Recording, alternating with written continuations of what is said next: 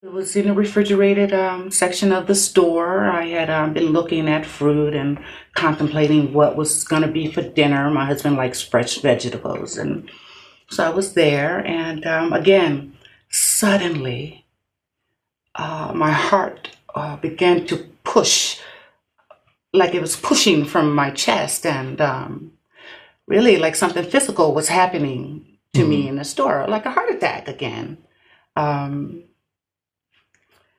But again, I left the hospital, and the doctor was not able to give me any explanation. I'm still not able. So you said you were at the grocery store and you started to have some similar signs, similar things going on where your heart's racing. Were you sweating My during the palms were second? sweating, dizziness. It felt like I was going to fall out right there and die. Okay. And so that's pretty frightening. Yes, and die. Okay. And then somebody at the store. The store clerk was there, and he Noticed? saw me, my behavior. I could not speak. I could not get his attention, but thankfully he saw me. Okay. Frantic, life-threatening, it seemed Okay. to me. She has now described two similar events that meet the criteria for panic attacks. The DSM criteria for panic disorder require at least 2 attacks for the diagnosis of panic disorder to be considered. Now, I'll be assessing whether she has experienced any traumatic events or significant life changes to rule out post-traumatic stress and adjustment disorder with anxiety. Can you tell me about that accident?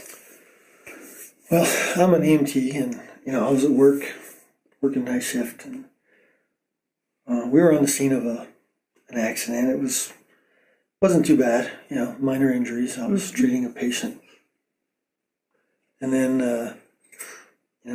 out of nowhere, an idiot ran into the back of the ambulance.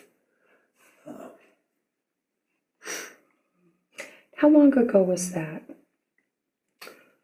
It's been a few months. And what have you noticed has been different since the accident for you? Well, I haven't been sleeping too well, and I'm having a hard time working night shift. I've done everything I can to get off of night shift. And what's hard about working night shift these days? I don't know, it just bothers me. So when you say you're having a hard time sleeping, are you having a hard time falling asleep, or do you fall asleep and wake up? Both. Both. And what about nightmares? Do you have nightmares? I dream of the accident every now and then, or I have a lot of dreams. So you're not feeling very rested these days. And people tell me I'm a little bit irritable, and I guess they might be a little right, but it's probably because of the lack of sleep. What are the kinds of things that irritate you or set you off? I cut him. Sorry, babe. He used to laugh things off. Everything used to be very easygoing. But now I feel like I have to walk around eggshells with him. It's everything. It's little things. I have to drive for him now all the time. He doesn't want to drive at night.